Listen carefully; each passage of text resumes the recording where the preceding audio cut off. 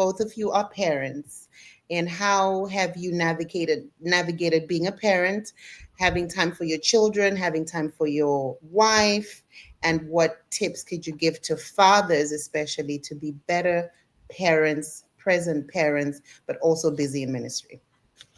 I'll start with Bishop. Coach Ricardo. Oh, Bishop.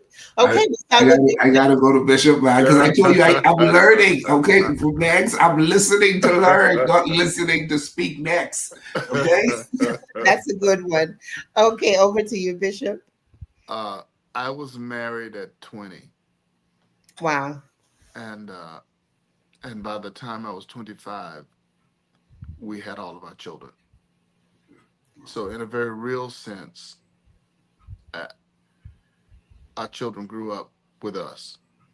Hmm. Uh, we were young parents. Janice is 3 years older than me. She doesn't look like it. She looked like she's 10 years younger. Exactly. But she's 3 years my senior, and so because we had our children in our 20s, they grew up with us, and and now that they're older, we still have energy and mobility and all that to share with them. But in growing up with them, I was also in youth ministry, and so we made the commitment together that we're not going to allow our zeal to see other children prosper, that we neglect our own children. That's good. So we were with them at I coached his teams, my oldest son, when he was younger. I taught them, all of my children, because I was a martial artist as well, and I taught them when they were young, Hmm. investing time and discipline into their lives and all of that, so that uh, my counsel as their father was not something strange to them. They should not look for a hero any further than across the kitchen table. Hmm. Hmm. They should not need to look to find a hero any further than that. That's Now good. there will be others in their lives that will, supplement those roles, uh, especially in the midst of fractured families when the father is not present. Hmm. But when there is a man in the house, uh, he should be that child's hero. That's good. And so I coached their teams, and I affirmed my daughters. Mm, They learn womanhood from their mother, but they get affirmation from their father. that's good. And so from very young, I affirmed them, and I'm grateful for my wife because parenting is a is a miraculous task, Mm, and for it to be done in the best way, it takes two. It takes two parents.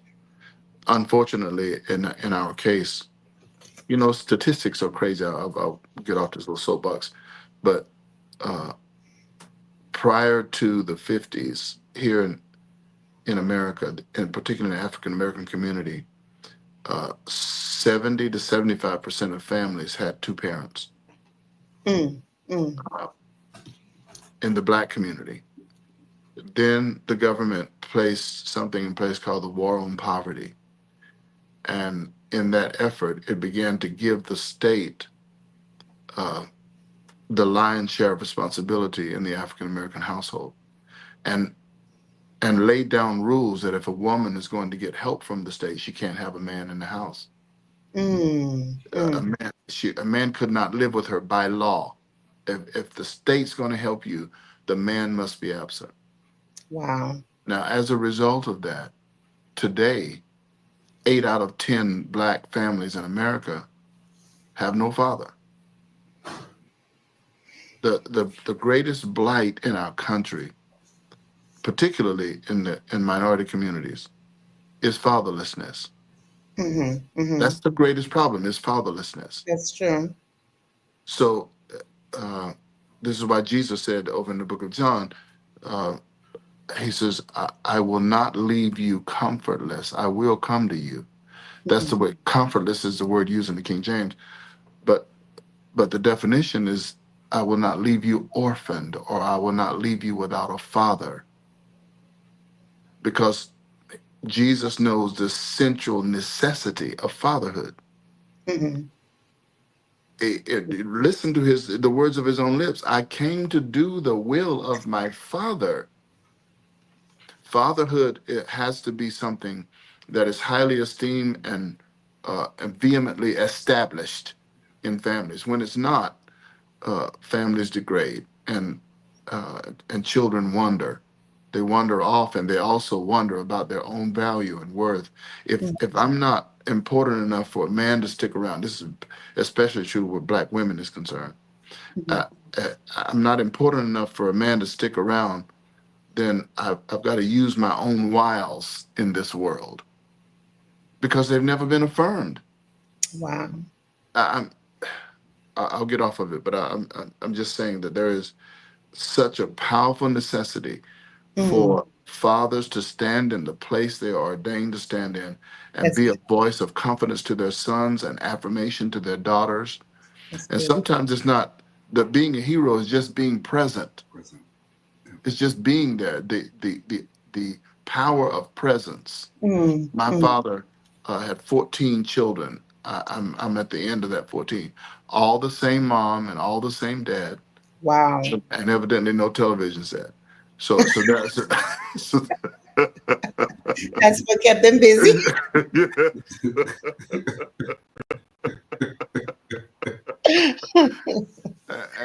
and he could have, with a third grade education, Mm. could have just walked away. Wow. But one of the most indelible marks he's made on my life is that he was present. That's good. He was godly. Thank God for that. He was a man committed to the things of God, but he Mm. was present with us and provided and coached us in that way.